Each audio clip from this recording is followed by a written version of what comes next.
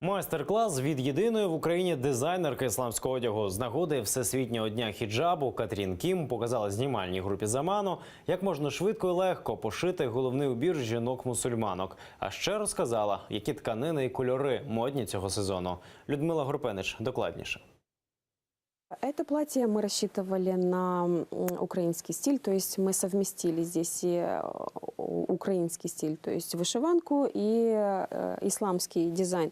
То есть главное, чтобы одежда была длинная, не короткая, не обтягивающая. Цвета должны быть не кричащие, то есть не красный, вот прям кричащий, не какой-то там оранжевый кричащий. Цветовая гамма у нас, она тоже больше к пастельным тонам.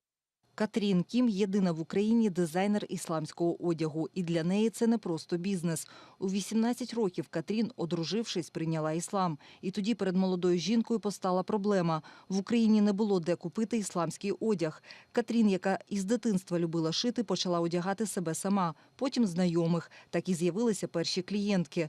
Професійно дизайном Катрін Кім займається останні 5 років. А в 2016-му започаткувала власний бренд. Я хочу показать, что женщина в исламе, она красивая, она помимо того, что соблюдающая, она еще и стильная, она одевается красиво. Я хочу показать, что мы мусульмане, мы есть. Люди начнут понимать, что мы тоже как бы часть общества, часть Украины, то есть нас много. До Дня хіджабу дизайнер вирішила показати, як його правильно шити та одягати. Хіджаб у перекладі означає покриття. Він складається із шапочки, під яку мусульманки підбирають все волосся, та амірки, за якою ховають шию. По суті, це і є найпростіший хіджаб, каже Катрін. Хоча зазвичай жінки поверх шапочки і амірки покривають голову ще й хустиною.